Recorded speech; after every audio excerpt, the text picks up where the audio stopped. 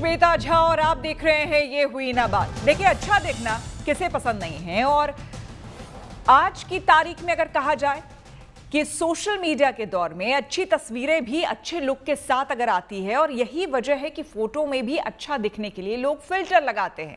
अच्छे लुक का यही क्रेज लोगों को कॉस्मेटिक सर्जरी की ओर आकर्षित करता है।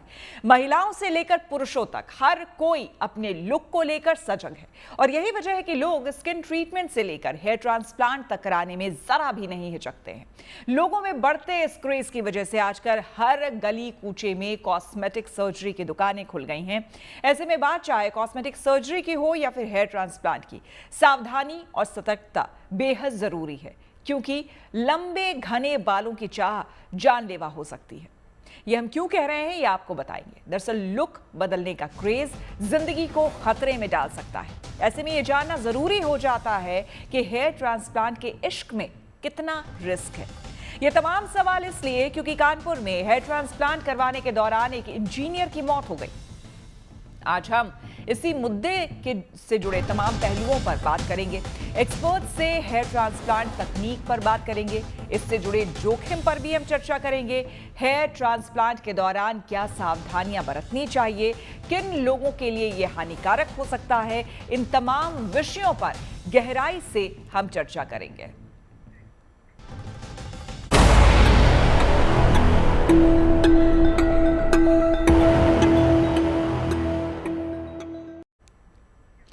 आपको बता दें कि विनीत दुबे लुक बदलकर अपनी पत्नी को सरप्राइज देना चाहते थे। गुड लुक की इसी चाहत ने उन्हें हेयर ट्रांसप्लांट का रास्ता दिखाया और वो पहुंच गए एक क्लिनिक में। इसके बाद क्या हुआ पूरा मामला, आइए आपको बताते हैं। दरअसल परिवार का आरोप है कि हेयर ट्रांसप्लांट की वजह से इंजीनियर विनीत की जान चली गई। गोरखपुर के रहने वाले विनीत कानपुर के पनकी पावर प्लांट में बतौर असिस्टेंट इंजीनियर काम करते थे। कई दिनों से झड़ते बाल और गंजेपन से परेशान थे। उन्होंने कानपुर के कल्याणपुर स्थित एक क्लिनिक में हेयर ट्रांसप्लांट कराने का फैसला किया। इस दौरान उनकी पत्नी जया दुबे अपने 2 बच्चों के साथ मायके में थी। 13 मार्च को प्राइवेट क्लिनिक में विनीत का हेयर ट्रांसप्लांट किया गया। पत्नी जया ने बताया कि हेयर ट्रांसप्लांट के दौरान ही विनीत के चेहरे पर सूजन आ गई थी। हालात जब बिगड़ गए तो उनको एक नजदीकी प्राइवेट अस्पताल में भर्ती कराया गया। तबीयत बिगड़ने की वजह से 15 मार्च को उनकी मौत हो गई। उनकी पत्नी जया ने मुख्यमंत्री जन सुनवाई पोर्टल पर शिकायत दर्ज कराई है और विनीत के ऑडियो वीडियो कॉल्स को सबूत के रूप में पेश किया है।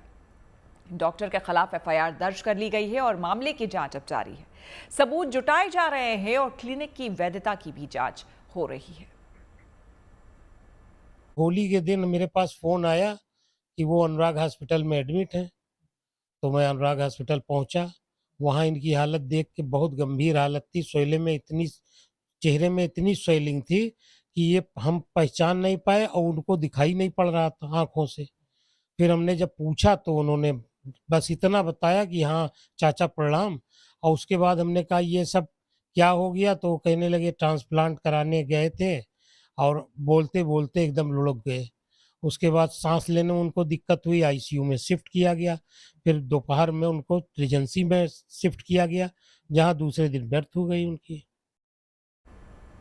हेयर ट्रांसप्लांट की प्रक्रिया सुनने में आसान लग सकती है, लेकिन अक्सर लोगों को इसके साइड इफेक्ट्स का भी सामना करना पड़ता है। विनीत के अलावा भी कई ऐसे लोग हैं जो कि हेयर ट्रांसप्लांट के कारण अपनी जान गंवा चुके हैं। इससे जुड़ी सावधानियों और जोखिम पर हम बात करेंगे, लेकिन पहले ये जान लीजिए कि हेयर ट्रांसप्लांट दरअसल है क्या, प्रोसीजर क्या है। दरअसल हेयर ट्रांसप्लांट एक सर्जिकल प्रक्रिया होती है जिसमें शरीर के एक हिस्से से बालों को निकालकर गंजे या फिर कम बाल जहां पर होते हैं उस हिस्से में ट्रांसप्लांट किया जाता है। इस प्रक्रिया के दौरान सिर के पीछे या साइड के हिस्से में जहां बाल घने और स्थायी होते हैं उस हिस्से को डोनर साइट के रूप में इस्तेमाल किया जाता है। इन बालों को फॉलिक्यूलर यूनिट एक्सट्रैक्शन यानी कि FUE या फॉलिक्यूलर यूनिट ट्रांसप्लांट यानी कि FUT तकनीक से इकट्ठा किया जाता है। जमा किए गए बालों को छोटे छोटे ग्राफ्ट में तैयार किया जाता है और फिर इन ग्राफ्ट को सिर के उस हिस्से में प्लांट किया जाता है जहां पर कम बाल होते हैं या फिर बाल नहीं होते हैं। तो दरअसल ये है पूरी प्रक्रिया। हम आपको अब बताते हैं कि हेयर ट्रांसप्लांट किस तरीके से दरअसल होते हैं। 2 तरह से ट्रांसप्लांट किया जाता है। स्लिट ग्राफ्ट और माइक्रोग्राफ्ट। स्लिट ग्राफ्ट में हर ग्राफ्ट 4 से 10 बार इसमें होते हैं, वहीं कवरेज के आधार पर माइक्रोग्राफ्ट में हर ग्राफ्ट 1 से 2 बार होते हैं। तो जाहिर है जो लोग पैटर्न गंजेपन की समस्या से जूझ रहे हैं या फिर जिनके बाल काफी पतले हैं या झड़ रहे हैं, ऐसे लोगों को हेयर ट्रांसप्लांट से फायदा हो सकता है। देखने सुनने में भले ही ये प्रक्रिया आसान लग रही हो, लेकिन इसे करने के लिए खास एक्सपर्टीज की जरूरत होती है और कई बार इसके नुकसान भी झेलने पड़ते हैं। लिहाजा किसी अच्छे प्लास्टिक या फिर डर्मेटोलॉजिस्ट जो होते हैं, सर्जन, उनके पास ही जाना चाहिए और हेयर ट्रांसप्लांट उनसे करवाना चाहिए। ये बेहद ज़रूरी है। तो देखिए, ये समस्या आप समझ चुके हैं और इससे लोग किस तरह से प्रभावित हो रहे हैं, लोगों को अपनी जान तक गंवानी पड़ रही है, ये भी खबर आपको दिखा दिया हमने। आइए इसी पर आज चर्चा करते हैं। हमारे तमाम मेहमान हमारे साथ जुड़ गए हैं। हमारे साथ डॉक्टर विदुषी जैन, डर्मेटोलॉजिस्ट, जुड़ चुकी हैं। डॉक्टर विदुषी, बहुत बहुत स्वागत है आपका। साथ ही साथ डॉक्टर गौरांग कृष्णा हमारे साथ जुड़ गए हैं, जो कि हेयर ट्रांसप्लांट सर्जन हैं और डर्मेटोलॉजिस्ट हैं। डॉक्टर गौरांग, आपका भी बहुत स्वागत है। मीनल पाठक हमारे साथ जुड़ गई हैं, जो कि हेल्थ एंड लाइफस्टाइल कोच हैं। मीनल, बहुत स्वागत है आपका एक बार फिर से। और विक्रमजीत सिंह हमारे साथ जुड़ गए हैं, इन्होंने पहले सर्जरी करवाई है कुछ समय पहले ही। इनसे भी हम बात करेंगे कि इनका अपना पर्सनल एक्सपीरियंस किस तरह का रहा है। तो आइए सबसे पहले हम शुरुआत करते हैं डॉक्टर विदुषी से। डॉक्टर विदुषी, सबसे पहले तो मुझे ये लगता है कि एक जो ये वाकई क्रेज आ गया है कि हमें अच्छा दिखना है, हर कीमत पर अच्छा दिखना है, चाहे उसके बारे में हम जान रहे हो नहीं जान रहे हो, क्या प्रोसीजर होगा मेरे ऊपर नहीं होगा, ये इस साइकी को, इस साइकोलॉजी को आप कैसे डिफाइन करेंगे? ये करंट जनरेशन का ऑब्सेशन है थोड़ा, क्योंकि they want to look a certain way and this is more because of the ये जो इंस्टाग्राम का, सोशल मीडिया का जो प्रेशर होता है। बट बिकॉज हेयर ट्रांसप्लांट एक सिंपल सर्जरी है, it is not a very difficult surgery and वो एक लाइफ चेंजिंग सर्जरी है। जो यंग एज में बाल खो रहे हैं उनके लिए लाइफ चेंजिंग है। तो डिमांड बहुत बढ़ गई है, उस हिसाब से सप्लाई को पूरा करने के लिए बहुत सारे अनक्वालिफाइड, नॉट प्रॉपरली ट्रेन्ड लोग इस सर्जरी को परफॉर्म कर रहे हैं। और ऐसा क्यों कर रहे हैं? क्योंकि रेगुलेशंस नहीं है, स्क्रूटनी नहीं है, ऐसे क्लिनिक्स बढ़ते चले जा रहे हैं, अवेलेबिलिटी नेक्स्ट डोर हो गई है। तो नॉर्मल इंसान भी सोचता है कि इसने कराया मैं भी करा लूं, बाजू से ही करा लूं। बट उनको नहीं पता है कि उनको डॉक्टर के क्या क्वालिफिकेशन चेक करने हैं। बहुत बार लोग आते हैं स्किन के प्रॉब्लम्स भी, किसी ने लिख दिया स्किन क्लिनिक का मतलब ये तो नहीं, किसी ने लिख दिया हेयर ट्रांसप्लांट सेंटर, उसका मतलब ये नहीं है ना कि अंदर जो बैठा है वो वाकई डॉक्टर है। तो उसकी स्पेसिफिक क्वालिफिकेशन, जो अवेयरनेस नॉर्मल जनता को होनी चाहिए कि उनको क्या चेक करना है इन टर्म्स ऑफ क्वालिफिकेशन, ये भी बहुत ड्यूबियस है। आपको एक डर्मेटोलॉजिस्ट की जो क्वालिफिकेशन देखनी है वो MBBS, MD, DVL या एक प्लास्टिक सर्जन जिससे आप करा रहे हैं उसका क्वालिफिकेशन MCH, ये चीजें लोग अवेयर नहीं है। कई लोग इतनी लंबी लंबी क्वालिफिकेशन लिख देते हैं which is just like a member. Patient समझ ही नहीं पाता है। एग्जैक्टली, पेशेंट समझ नहीं पाता कि दरअसल है क्या डॉक्टर और कितना पढ़ा लिखा है या फिर ये वाकई काबिल है कि नहीं ट्रांसप्लांट करने के लिए। डॉक्टर गौरांग, जो कि खुद हेयर ट्रांसप्लांट सर्जन हैं और डर्मेटोलॉजिस्ट भी हैं, वो हमारे साथ जुड़े हुए हैं। डॉक्टर गौरांग, आप बेहतर बता पाएंगे। एक तो सबसे पहले ये बताइए कि पहले के कंपैरिजन में अब हेयर ट्रांसप्लांट और इस तरह से चेहरे से जुड़ी, त्वचा से जुड़ी समस्याओं को लेकर अब कितने ज्यादा पेशेंट्स आने लगे हैं आपके पास? जी, लास्ट श्वेता जी, पहले तो धन्यवाद आपका और आज तक ग्रुप का, गुड न्यूज टुडे का, जो आपने मुझे यहाँ पे इनवाइट किया। तो देखिए, पिछले 5 से 6 सालों में, 7 सालों में हर तरह की कॉस्मेटिक सर्जरीज और खासतौर से हेयर ट्रांसप्लांट की डिमांड बहुत ज्यादा बढ़ गई है। हमारे पास जो पेशेंट्स आते थे, अगर लेट्स से आज से 5 साल पहले एक आता था पेशेंट, तो हमारे पास 3 पेशेंट आने लगे हैं। तो जो लोग हेयर लॉस से जूझ रहे हैं और उसमें से जो लोग हेयर ट्रांसप्लांट को as a treatment option prefer कर रहे हैं, इनकी संख्या बहुत ही ज्यादा बढ़ चुकी है। और कई पेशेंट्स अब हमारे पास आते हैं, हेयर ट्रांसप्लांट के बारे में पूछते हैं। इनफैक्ट कई यंग लड़के जिनको जरूरत भी नहीं है, वो भी अब हेयर ट्रांसप्लांट के बारे में पूछने लगे हैं। तो इसका मतलब तो ये है कि अवेयरनेस और नीड दोनों ही काफी ज्यादा बढ़ गई है। बिल्कुल। डॉक्टर गौरांग, एक चीज और पूछना चाहूंगी, अगर स्क्रीन पे आप मुझे देख पा रहे हैं, अक्सर हमने देखा है लोगों को जो आपने कहा कि जिनको उतनी जरूरत नहीं होती है वो भी आ रहे हैं। मैंने देखा है फ्रंट में ये जो पोर्शन होता है, कई लोगों के यहाँ पे थोड़ा फोरहेड ज्यादा चौड़ा होता है, बाल थोड़े पीछे से यहाँ से होते हैं। इनफैक्ट उन लोगों को मैंने वरीड देखा है और वो ये सोच रहे होते हैं, मैंने बातचीत करते देखा है कि यार सोच रहा हूँ कि ट्रांसप्लांट करवा लूँ, यहाँ लगवा लूँ थोड़े बाल। मतलब सीरियसली ऐसे पेशेंट्स आए हैं आपके पास? जी, ये बहुत ज्यादा कॉमन है, इसको हम हेयरलाइन रिकंस्ट्रक्शन बोलते हैं। और हमारा पहला उनको यही एडवाइस होता है, पर्टिकुलरली अगर उनकी एज काफी कम है, 25 साल से कम है, कि अभी आप बहुत यंग हैं, अभी आपका हेयर लॉस भी ज्यादा नहीं है, थोड़ा बहुत फोरहेड रिसेशन एक्सेप्टेबल होना चाहिए। ये एक लड़के के लिए कॉमन होता है, मेल पैटर्न हेयर लॉस थोड़ा बहुत नॉर्मल है, कॉमन है।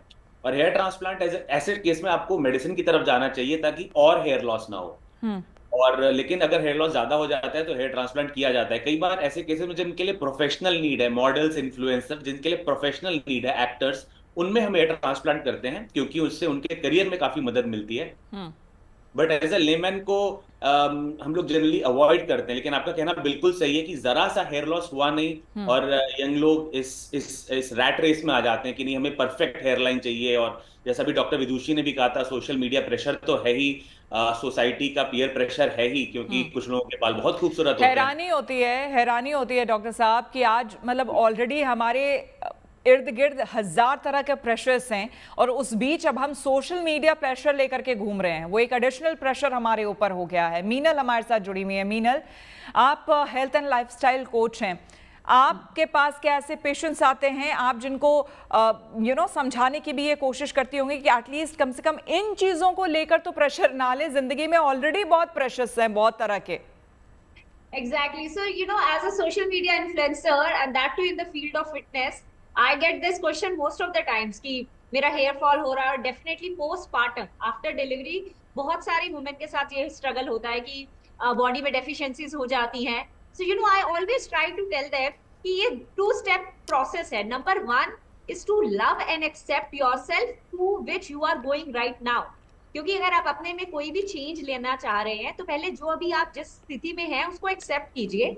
And the second thing is the action. Then start watching कि आप अपने पूरे ब्लड टेस्ट करवाइए, देखिए किस चीज की कमी है, उन सारी डेफिशिएंसीज को पूरा कीजिए, चाहे वो विटामिन डी है, B12 है, चाहे बहुत सारे विटामिन के, और ये सब these are actually the deficiencies which are coming out. और उसके बाद आपकी लाइफ में स्ट्रेस कितना है, main cause is your lifestyle, the way you are sleeping. आपकी बॉडी रिकवर भी कर रही है रात को कि नहीं, और कितने दिन ऐसे आप रहते हैं कि आप रात को 10 बजे से बाद सोते हैं और सुबह आप जल्दी नहीं उठते हैं। तो ये आपका एक लाइफस्टाइल का, अगर आपका लाइफस्टाइल सही नहीं है तो ये उसका एक डिसएडवांटेज है जो आपको झेलना पड़े। अगर वो चाहे वो ग्रेइंग हो, चाहे वो हेयर फॉल हो, चाहे वो बैड स्किन हो, अगर आप एक प्रॉपर लाइफस्टाइल, हेल्दी लाइफस्टाइल नहीं जी रहे हैं तो you will have all these negatives coming out. लेकिन द पॉइंट इज आजकल के बच्चे, व्हाट शुड आई से, मतलब they are not taking even a single thought before going under the needle. ये इन्वेसिव सर्जरीज से लोग नहीं डर रहे हैं। In fact whenever people are coming and they're struggling with their fat and the weight, lot of people have, I'm surprised to see that lot of people have considered taking a bariatric surgery and I tell them that's not a lifestyle solution। बिल्कुल बिल्कुल। आप surgeries करवा भी लेंगे तो उसके बाद आपको कैलोरी डेफिसिट में खाना है, आपको वर्कआउट्स रेगुलर करने हैं, आपको माइंडफुल ईटिंग करनी है। मतलब शॉर्टकट चाहिए हर किसी को शॉर्टकट चाहिए, कम समय में उन्हें अच्छा रिजल्ट चाहिए और सुंदर दिखना है, अच्छा दिखना है, ये एक अल्टीमेट गोल है उनके सामने। विक्रमजीत हमारे साथ बने हुए हैं जिन्होंने अभी हाल ही में शायद ट्रांसप्लांट करवाया है। विक्रमजीत, यहाँ पर आपका वर्जन, आपका स्टेटमेंट काफ़ी अहम हो जाता है। एक तो पहली बात ये बताइए कि ट्रांसप्लांट करवाने के दौरान या उसके बाद अभी कैसा आपको लग रहा है? किसी तरह की कोई समस्या आपको आई?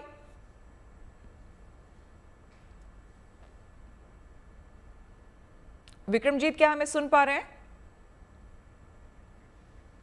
हम करेंगे विक्रमजीत से बात। इस बीच डॉक्टर विदुषी, आपके पास एक बार फिर से आते हुए, देखिए बहुत यहाँ पर अहम हो जाता है एक सवाल ये जानना कि बिना प्रशिक्षण के हेयर ट्रांसप्लांट करवाना जो है वो कितना खतरनाक होता है, ये आपसे जानना चाहेंगे। क्योंकि जैसा कि शुरुआत में ही आपने कहा कि हर गली मोहल्ले में हमें दिख जाता है एक डर्मेटोलॉजिस्ट का क्लिनिक, वहाँ पर आपको तमाम तरह की सुविधाएं वो दे रहे होते हैं, त्वचा से लेकर के हेयर रिलेटेड इश्यूज सारे आपके एक वन स्टॉप सोल्यूशन आपको बताते हैं। तो कितना खतरनाक है, जरा हमें बताइए कि अगर कोई प्रशिक्षित नहीं है उससे अगर आप करवा रहे हैं कोई सर्जरी।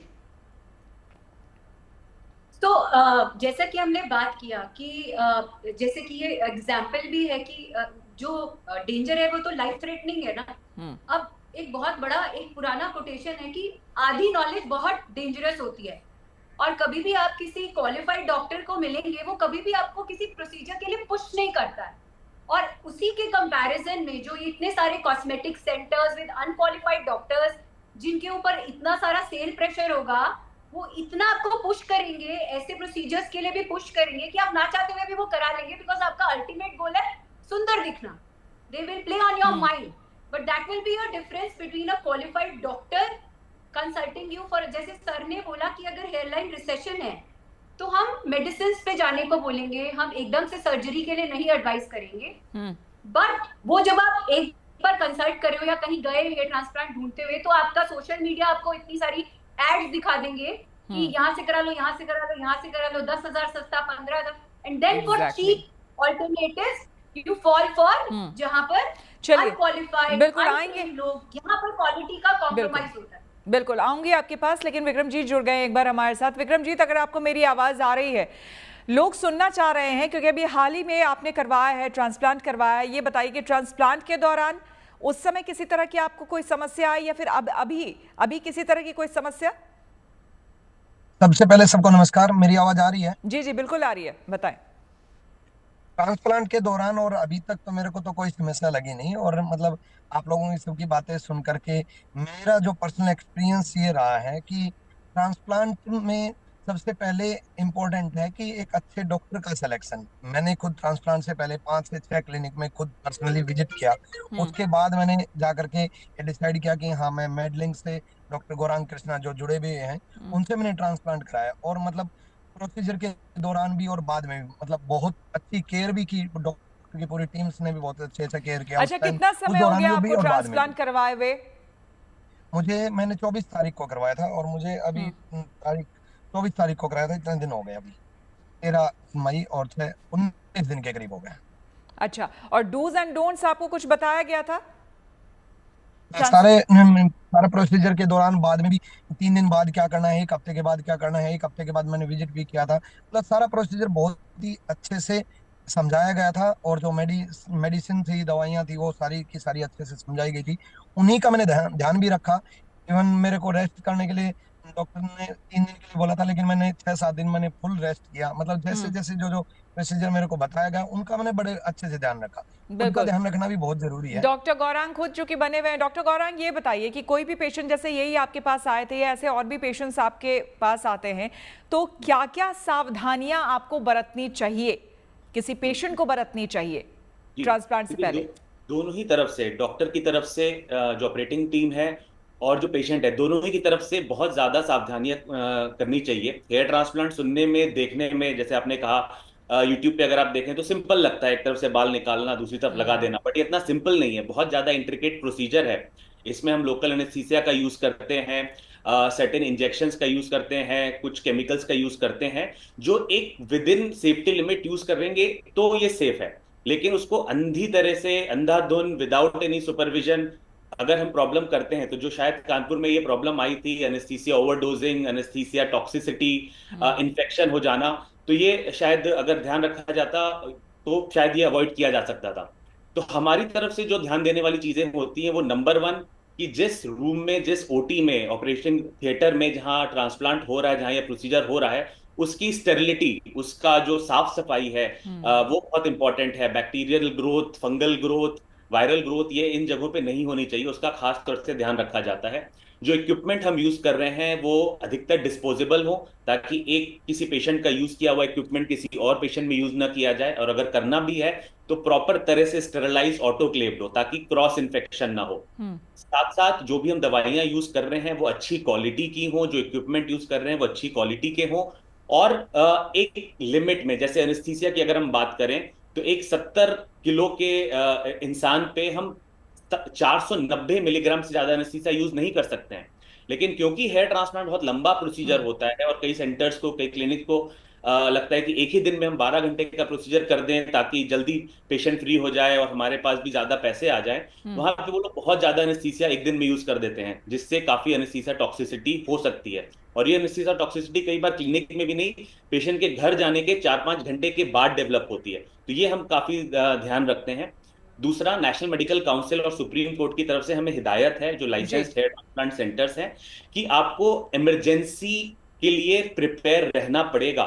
एनेस्थेटिस्ट ऑन कॉल होना चाहिए, आपके पास बॉयल्स मशीन, कुछ emergency equipment, life saving equipment जैसे डिफिब्रिलेटर, लैरिंगोस्कोप, इवन इंट्यूबेशन की फैसिलिटी आपके क्लिनिक में या आपके जहां भी आप कर रहे हैं वहां पे होनी चाहिए।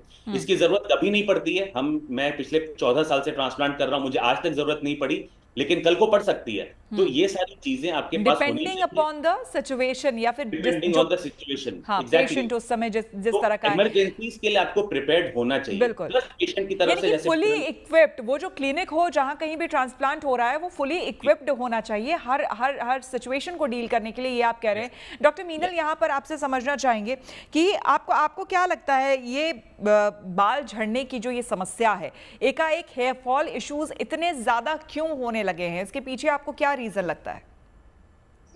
स्ट्रेस एंड एंजाइटी, ये दोनों के दोनों फैक्टर्स आपके हेयर फॉल और इसके लिए बहुत इंपॉर्टेंट, मतलब इसका एक देखा जाता है कि ये बहुत ही ज्यादा, और होता क्या है, see it is a vicious cycle. आपका हेयर फॉल हो रहा होता है तो आप स्ट्रेस में आते हैं कि मेरा हेयर फॉल हो रहा है, इसके कारण और हेयर फॉल होता है और आप स्ट्रेस में घुसते जाते हैं। जबकि ideal thing is start taking action. मतलब आप बहुत सारे ऐसे योग आसन हैं जिसके थ्रू आप अपने हेयर में, अपने हेड में, अपने स्कल में सर्कुलेशन इंप्रूव कर सकते हैं। बहुत सारे वर्कआउट्स ऐसे हैं जो आप कर सकते हैं। अलोंग विद दैट आपकी diet and nutrition, see what you are taking in is what you are becoming. मतलब आप जिस टाइप का खाना खा रहे हैं उस तरह से आपका शरीर बन रहा है। तो अगर आप ये बोले कि आपने बचपन में बड़ा अच्छा खाना खाया था और आजकल आपकी लाइफ में, आपकी जॉब में, हाउस लाइफ में इतना स्ट्रेस है कि आप अपनी डाइट को वॉच नहीं कर पा रहे हैं, तो ऐसा नहीं हो सकता। You have to watch your diet regularly. आप हर दिन किस तरह का खाना खा रहे हैं, क्या वो एडिक्वेटली आपको न्यूट्रिशन दे रहा है, और अगर नहीं दे पा रहा है तो please have supplements. Supplements is a better form rather than taking a surgery. मतलब आजकल लोग सर्जरीज के पहले सोचते भी नहीं है। Not just that, have you heard about Botox? मतलब बिल्कुल बहुत कॉमन हो गया है अब। पहले हम सिर्फ सुनते थे सेलिब्रिटीज या फिर जो फिल्म स्टार्स होते थे उनसे जुड़ी हुई ये चीजें आती थी, कभी कभी मैगजीन में हम पढ़ा करते थे पहले कि वो बोटॉक्स वगैरह कराते हैं। अब तो आए दिन हम सुन रहे हैं हर दूसरा कोई इंसान करा रहा होता है। गर्ल्स हैं and they are getting botox done from normal salons, and I tell them ki guys, it's a needle which is going inside. It can't be done so casually. The salons, the parlors, or wherever you're getting these cosmetic surgeries, you have to please check their certification and get them trained who are doctor only. अच्छा doctor विदुषी, बिल्कुल आप सही कह रही है Meenal. Doctor विदुषी, यहाँ पे अभी भी एक तबका ऐसा है जहां हम देख रहे हैं अब भी तेल लगाया जा रहा है, अब भी लोग तेल लगवा रहे हैं, लोग पता नहीं कौन सी जड़ी बूटी खा रहे हैं या फिर कोई मेडिसिन उन्हें बेचा जा रहा है टैबलेट्स उस तेल के साथ, और बोला जाता है कि बाल आपके बढ़ जाएंगे, घने हो जाएंगे, लंबे हो जाएंगे। ये मिथ है या फिर आप मानती हैं कि वाकई इस तरह के तेल अभी भी बन रहे हैं, या फिर कुछ इसका प्रामाणिकता, इसके बारे में बताएं। देखिए, ये जैसा कि मैंने बोला बहुत बड़ा डिमांड है। नाउ इट इज लाइक कि हेयर फॉल, हेयर ट्रिमिंग इतना ज्यादा कॉमन हो गया है ना कि कोई भी आपको उसका कोई भी फिक्स देगा। आप इतने डेस्परेट हो, आप कुछ भी करने के लिए तैयार हो जाओ। सो साइंटिफिकली जो कारण है, जैसे there are different kinds of hair fall. अगर हम मेल पैटर्न हेयर लॉस की बात करें, जिसके लिए जनरली हेयर ट्रांसप्लांट किया जाता है, उसके दो मुख्य कारण होते हैं। एक आपका जेनेटिक्स और एक आपका हार्मोन्स। ये दोनों ही चीजें ऑल्टर नहीं की जा सकती। तो इसके लिए जो स्पेसिफिक मेडिकेशन है, जो FDA अप्रूव्ड मेडिकेशन है, वो ही इस पे वर्क करेगा। डेफिनेटली जो आपका लाइफस्टाइल है, आपका स्ट्रेस लेवल है, आपका डाइट है, वो इन चीजों को एक्सेलरेट कर देता है और स्पीड से कराता है। तो आप उन सब सप्लीमेंट से इसकी एक केयर कर सकते हो। तो जो भी आपको आप डॉक्टर के पास जाना नहीं चाहते हो, आप एक साइंटिफिक ओपिनियन नहीं चाहते हो, तो जो भी तेल आता है इंस्टाग्राम पे आप वो मंगा लेते हो। जब वो काम नहीं करता तब आते हैं डॉक्टर के पास, तब then they will listen and then also they will do window shopping. बिल्कुल, आपने सही कहा। डॉक्टर गौरांग, यहाँ पर बताइए, यहाँ कई ऐसे दर्शक जो इस वक्त हमें सुन रहे हैं और जिनके मन में ये चाहत वाकई होगी कि वो ट्रांसप्लांट कराना चाहते हैं, लेकिन वाकई कुछ समझदार लोग हैं जो सोच रहे हैं अभी भी कि नहीं, हम जान ले किस डॉक्टर के पास जाना चाहिए, कहाँ हमें जाने से फ़ायदा होगा या फिर सही होगा हमारे लिए। उनके लिए ज़रा बताइए कि वो कौन कौन से कंडीशन हैं जहाँ पर पेशेंट को आना चाहिए आप लोगों के पास, या फिर वो कौन कौन से कंडीशंस हैं, मेडिकल ऐसे कंडीशंस जिसमें लोगों को नहीं कराना चाहिए डिस्पाइट ऑफ की हेयर फॉल हो गया है। ये बहुत ही अच्छा सवाल है और बहुत रेलेवेंट है। देखिए, सबसे पहले तो हेयर ट्रांसप्लांट में जंप नहीं करना चाहिए। हेयर ट्रांसप्लांट तभी करना है जब एक सिग्निफिकेंट बॉल्डनेस आ जाए, माथा बहुत ज्यादा चौड़ा हो गया हो, जिसको हम ग्रेड 2 या ग्रेड 3 हेयर बॉल्डनेस बोलते हैं, तभी आप हेयर ट्रांसप्लांट के बारे में सोचें। इससे पहले आपको medicine, lifestyle, diet, stress management, इसकी तरफ जाना चाहिए ताकि बाल बच जाएं आपके। तो हेयर ट्रांसप्लांट नॉर्मली एक ही कंडीशन में किया जाता है, जैसे भी डॉक्टर विदुषी ने बोला, मेल पैटर्न बॉल्डनेस, जो लड़कों का, मर्दों का गंजापन होता है, इसी में प्राइमरली हेयर ट्रांसप्लांट किया जाता है। आपकी फैमिली में चल रहा है, हेयर लॉस होते होते माथा यहाँ तक चौड़ा हो गया, तो आप हेयर ट्रांसप्लांट करवाएं प्रॉपर रिसर्च करके। जो ज्यादा इंपॉर्टेंट है, जो आपने कहा कि कब ट्रांसप्लांट नहीं कराना चाहिए, बाल झड़ने शुरू हुए हैं तो आप ट्रांसप्लांट नहीं कराएं। बाल झड़ने का ट्रीटमेंट नहीं है ट्रांसप्लांट, गंजेपन का ट्रीटमेंट है। बाल झड़ रहे हैं तो आप दवाई लें।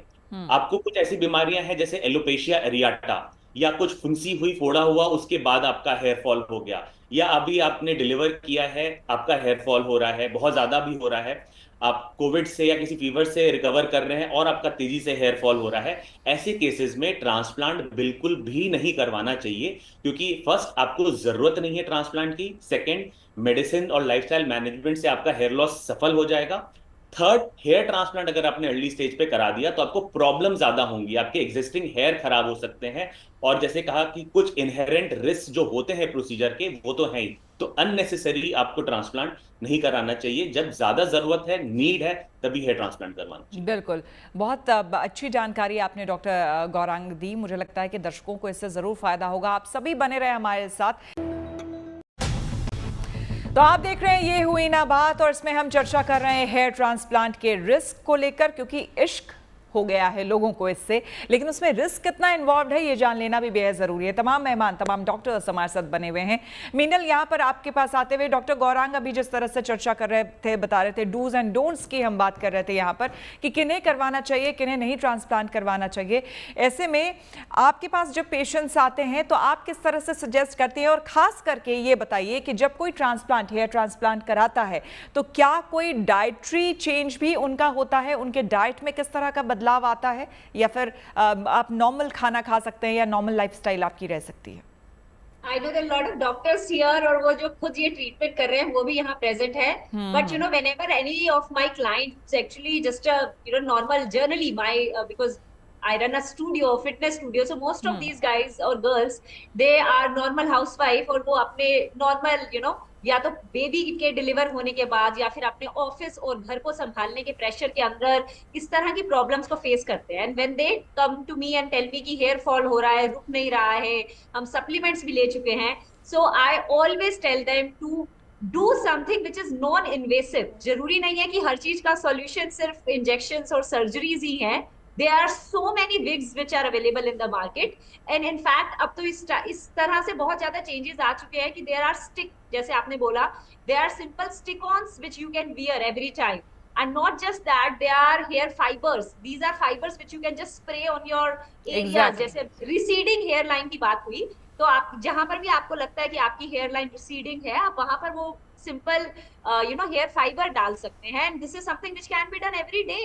And it doesn't move. It's a great thing. So I'm saying surgery is a big thing. It has lots of do's and don'ts. And ऐसा नहीं है कि उस सर्जरी के बाद आपका हेयर फॉल नहीं होगा। I know a lot of cases जिसमें हेयर मतलब ऐसी सर्जरीज के बाद after 5-7 years again here fall हो गया। आपकी बात का ही, आपके सवाल का ही एक तरीके से जवाब लेते हैं डॉक्टर विदुषी से। डॉक्टर विदुषी, ये बताइए, जो मीनल कह रही हैं कि मान लीजिए आपको एक जगह परेशानी हुई, आपने वहां पैच या तो लगवा लिया, आप वहां पे आपने ट्रांसप्लांट करा लिया, लेकिन क्या गारंटी है कि आगे किसी दूसरे सेक्शन में आपका हेयर फॉल नहीं होगा, और फिर वहां जब परेशानी हुई तो फिर कोई क्या करे? तो यही होता है मैक्सिमम केसेस में, जब पेशेंट आता है कहता है कि ट्रांसप्लांट कर दो, लेकिन अगर उसे प्रॉपरली काउंसिल नहीं किया गया है, बताया नहीं गया है, कि ये पूरा प्रोसेस जो हेयर ट्रांसप्लांट का है सिर्फ उतने ही एरिया में किया जाएगा जहां रूट्स एक्चुअली पूरी तरीके से जा चुकी है। जो आपके बचे हुए बाल हैं उस एरिया में, ये जहां अभी थिनिंग स्टार्ट हुई है, जहां पूरी तरीके से नहीं गए हैं, उनको प्रोटेक्ट करने के लिए मेडिकेशंस, लगाने वाली दवाएं, टॉपिकल थेरेपी उसी तरीके से चलती रहेगी। तो वो बहुत लोग नहीं करना चाहते हैं, या ट्रांसप्लांट करा के उनको लगता है कि काम खत्म, या ऐसे सेंटर से कराया गया है जहां प्रॉपर काउंसलिंग नहीं की गई है, पूरा प्रोसेस, पूरा का पूरा जो रीजन है, पूरी पैथोजेनेसिस है वो नहीं समझाई गई है। वही ये होता है कि थोड़े सालों के बाद जब एग्जिस्टिंग बाल है जब वो झड़ते हैं तो डिसैटिस्फैक्शन आता है, फिर ये बातें होती हैं कि ट्रांसप्लांट कराया था बट वो सक्सेसफुल नहीं हुआ। तो उनका ओरिएंटेशन या सही नॉलेज नहीं होती है जो इस डिससैटिस्फैक्शन का एक्चुअल रीजन होता है। पेशेंट को आगे से बाल गया, उसने हेयरलाइन बनवा ली, लेकिन वो जो प्रोसेस है, जो एंड्रोजेनेटिक या male pattern hair loss, testosterone जो डीएचटी में कन्वर्ट होके आपकी हेयर फॉलिकल को थिन कर रहा है डे बाय डे, उस प्रोसेस पे अगर आप मेडिकेशन से साथ में काम नहीं कर रहे हैं तो वो तो यहाँ पर होगा ही आगे जाके थोड़ा समय बाद। वो टेस्टोस्टेरोन हार्मोन तो मेल बॉडी से रिमूव नहीं हो सकता ना। बिल्कुल, तो ये होता है डिससैटिस्फैक्शन या बिल्कुल। विक्रम जी, तब चूंकि आपने खुद ट्रांसप्लांट कराया है, मुझे ये बताइए कि कोई सर्टेन पैच जहां पे आपने करवाया है या फिर आपको भी ये बताया गया, क्योंकि मेरे जानने में भी कई लोगों से जब मेरी बातचीत हुई थी जिन्होंने हेयर ट्रांसप्लांट कराया था तो उनको डॉक्टर ने सजेस्ट किया था, जिस एरिया में भी उनको करवाना था जहाँ उनके बाल कम थे, उनको ये भी कहा गया था कि कुछ दूसरे एरिया से भी आपको बाल हटाने होंगे एंड देन उस पूरे पैच में प्रॉपर्ली फिर वो किया जाएगा, यानी कि वो एरिया थोड़ा बड़ा ऐसा कुछ लिया गया था। आपके साथ क्या हुआ था, आपने कैसे करवाया? जैसा तो पहले सबसे पहले बहुत अच्छे से हेयरलाइंस डिजाइन की थी कि जो एक मेल की प्रॉपर हेयरलाइंस होनी चाहिए, वो मार्कर से वो डिजाइन करने के बाद कि भाई यही एयरलाइंस ही की प्रॉब्लम थी। मेरे यहाँ से बहुत सारे बाल जा चुके थे, फिर यहाँ से डोनर एरिया से पीछे से लिए गए थे और आगे ट्रांसप्लांट किया गया था। जरा आप कैमरे के सामने जरा सा सर नीचे करके थोड़ा आप दिखा सकते हैं किस एरिया में ट्रांसप्लांट हुआ है एक्चुअली? ये पूरा एरिया ट्रांसप्लांट है। इस पूरे एरिया में ट्रांसप्लांट हुआ है, यहाँ से भी। डॉक्टर गौरांग, ये बताइए, ये जो पैच दिखा रहे हैं अमूमन ज़्यादातर जो केसेस हैं हमने भी ये देखा है कि पीछे के साइड में बाल इस एरिया में बाल रहते हैं या फिर इस एरिया में फ्रंट यहाँ साइड्स में बाल रहते हैं, लेकिन अक्सर लोगों को यहाँ पर परेशानी होती है फोरहेड के पास वहाँ पर। तो क्या इसमें भी जो डोनर हेयर होता है जहाँ से या फिर पैच होता है जहाँ से आप लेते हैं, तो उसमें भी ऐसा होता है कि कुछ पर्टिकुलर एरिया आप लोगों को वहाँ से भी और बाल कम करने होते हैं या फिर ऐसा सजेस्ट आपको किया जाता है कि नहीं आपको पूरे बाल पूरे हेड में ही आपको करवाना पड़ेगा ट्रांसप्लांट? नहीं, बिल्कुल भी नहीं मैम। ट्रांसप्लांट सिर्फ उसी एरिया में करना है जहाँ पे बॉल्डनेस है, और कहीं ट्रांसप्लांट नहीं करना है, क्योंकि फ्रंट में ट्रांसप्लांट हुआ है इसलिए बैक में भी करना है, ये बिल्कुल जरूरी नहीं है। इनफैक्ट ये गलत है। हाँ, डोनर एरिया पे हमें बालों को ट्रिम करके वहां से बाल निकालने हैं। जो बाल हम निकालते हैं वो बाल दोबारा वहां पे ग्रो नहीं होते, इसलिए निकालने का तरीका भी ऐसा होता है कि पीछे भी समझ में ना आए कि यहाँ से कुछ निकला हुआ है। और जो आपका सवाल था कि क्या ये गारंटी है कि पुराने बाल नहीं जाएंगे, इनफैक्ट गारंटी ये है कि पुराने बाल जाएंगे। अगर आपको मेल पैटर्न हेयर लॉस है और आपने किसी एक आगे के हिस्से में ट्रांसप्लांट कराया है, आप बिल्कुल जान के रखिए कि आने वाले टाइम में आपके पीछे के बाल जा सकते हैं। या तो उनको मेडिसिन क्या करें, या तो मेडिसिन से, लाइफस्टाइल से उसको बचा लें, या एक सेकेंड ट्रांसप्लांट के लिए भी रेडी रहें। मैं जो एग्जांपल देता हूं अपने पेशेंट को वो ये है कि गॉड फॉरबिड किसी को हार्ट अटैक आया, उसने एक आर्टरी में स्टेंट डलवा लिया। अब डॉक्टर उसको बोलेगा कि भाई साहब अच्छा खाना खाओ, एक्सरसाइज करो, स्मोकिंग मत करो, ताकि दूसरी जगह ब्लॉक ना आए। अगर पेशेंट बोले नहीं मुझे तो ये सब करना है, तो ठीक है, फिर आप दोबारा स्टेंट लगवाना। लेकिन अगर आप अपने लाइफस्टाइल का ध्यान रखोगे तो चांसेस कम रहेंगी कि आपको दूसरी आर्टरी में ब्लॉकेज हो। हेयर लॉस में भी ऐसा ही है, अगर आप अपनी लाइफस्टाइल का ध्यान रखेंगे, डाइट अच्छा रखेंगे। लेकिन डॉक्टर, जहां पर जेनेटिक इश्यू है वहां पर तो आप कुछ नहीं कर सकते ना? देखिए, हेयर लॉस में 70% जेनेटिक प्रॉब्लम है और 30% लाइफस्टाइल प्रॉब्लम है। जो मेल पैटर्न हेयर लॉस है, ये दोनों का कॉम्बिनेशन है। तो जैसा कि अभी डॉक्टर मीनल ने भी कहा था कि आजकल ज्यादातर लोग इसलिए यंग एज में बॉल्ड हो रहे हैं क्योंकि वहां लाइफस्टाइल की, देखिए जेनेटिक तो आज भी था, 10 साल पहले भी वही था, 20 साल पहले भी वही था। बट अगर आप सोचो तो 20 साल पहले 20-25 साल के लड़के बॉल्ड नहीं होते थे, तो होते भी थे तो कम लोग होते थे। आज हर दूसरा तीसरा लड़का बॉल्ड हो रहा है इस एज पे, क्योंकि वो लाइफस्टाइल भी अब फैक्टर बहुत बड़ा आ गया है। तो अगर आप ये करोगे मैनेज, तो अगर आप रोक नहीं भी पाते हो तो बहुत ज्यादा डिले कर दोगे, और अगर नहीं कर पा रहे हो तो मेडिसिन का ऑप्शन तो है ही आपके पास। अच्छा, जिस तरह की ट्रीटमेंट आप दे रहे हैं डॉक्टर गौरांग, इसमें लगभग कितनी सिटिंग्स चाहिए होती है, या फिर कितने कितने सेशंस में ये ट्रांसप्लांट हो पाता है? जी, तो जैसे अगर आप अभी विक्रमजीत जी का देख रहे हैं, इनका आगे का हिस्सा बॉल्ड था, तो ये एक सेशन में हो गया 5 से 6 घंटे की। लेकिन अगर कोई ऐसा पेशेंट है जिसको हम ग्रेड 6 बोलते हैं, मतलब पूरा ही स्कैल्प बॉल्ड है, जो मतलब बहुत बड़ा एरिया बॉल्ड है, तो उसमें फिर वो 2 सेशन किए जाते हैं। या तो आप 6-8 महीने रुक के करें, या 2 लगातार दिन भी कर सकते हैं अगर मेडिकली ये पॉसिबल है तो।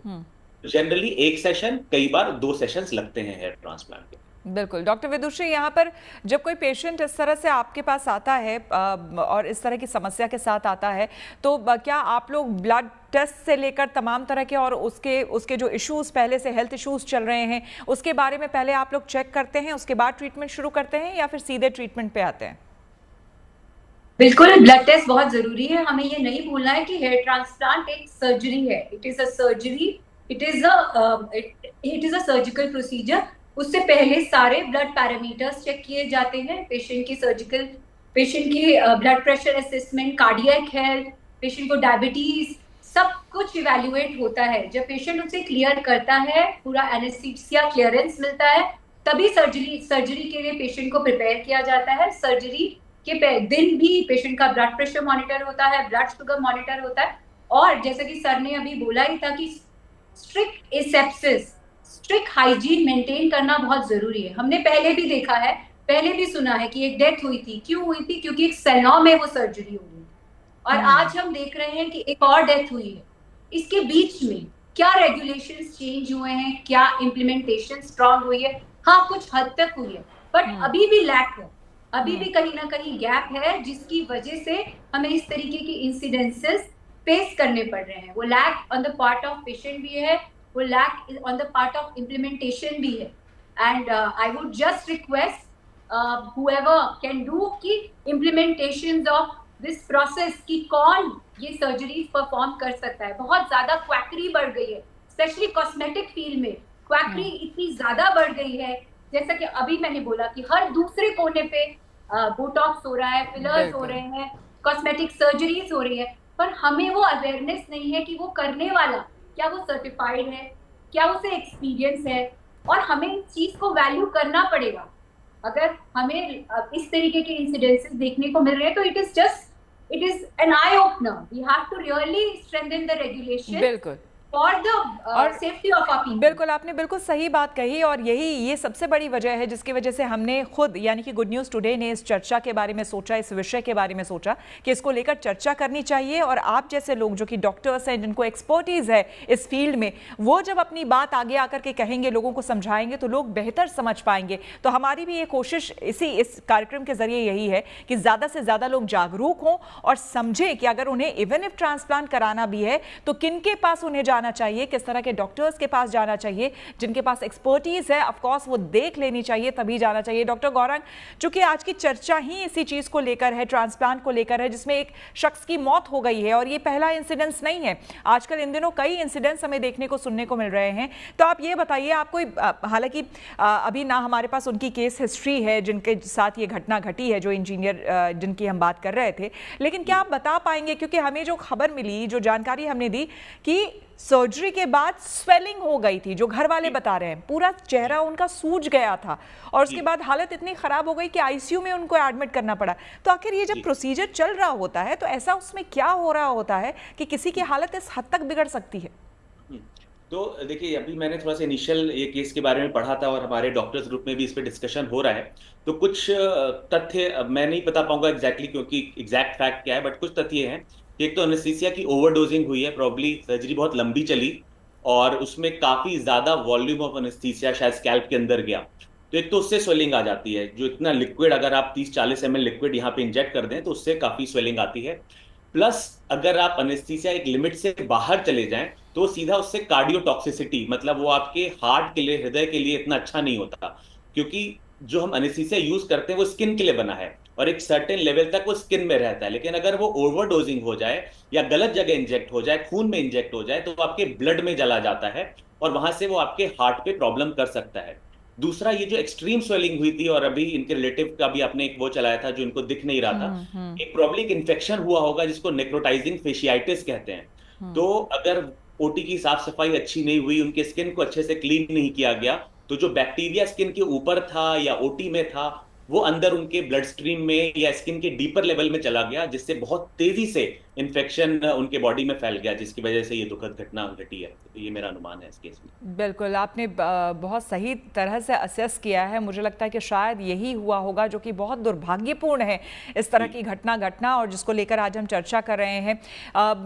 यहाँ डॉक्टर मीनल ये बताइए कि रोज़ में, हालांकि ये सिर्फ बालों को लेकर नहीं है, आपके स्किन को लेकर भी है। हम सभी आजकल बहुत कॉन्शियस रहते हैं अपने स्किन को लेकर, अपने लुक्स को लेकर, हर तरीके से। ऐसे में एक हेल्दी और एक अच्छी डाइट या फिर लाइफस्टाइल आपके हिसाब से क्या होनी चाहिए? 3-4 टिप्स अगर आप लोगों को देना चाहेंगे तो। So it's very basic. 2 things which you have to understand is कि आपका जो खाना है उसको आपको एनर्जी फूड और बॉडी बिल्डिंग फूड में डिवाइड करना पड़ेगा, बिकॉज जो बेसिक इंडियन डाइट है ये कार्ब रिच डाइट है। तो इसमें प्रोटीन की मात्रा वैसे ही बहुत कम रहती है, तो बहुत ज्यादा लोग 70 to 80% कार्ब्स ही खाते हैं। लेकिन जो आपके ये बॉडी के सारा स्ट्रक्चर है, ये आपके बाल या आपके नेल्स, आपकी स्किन, ये प्रोटीन से बनती है। तो आप सिर्फ रोटी चावल खा खा के अपने प्रोटीन को कंप्लीट नहीं कर सकते हैं। So you have to make sure कि आप अगर वेजिटेरियंस हैं तो आप किस तरह से अपनी प्रोटीन की रिक्वायरमेंट को भरपूर मतलब पूरा करेंगे।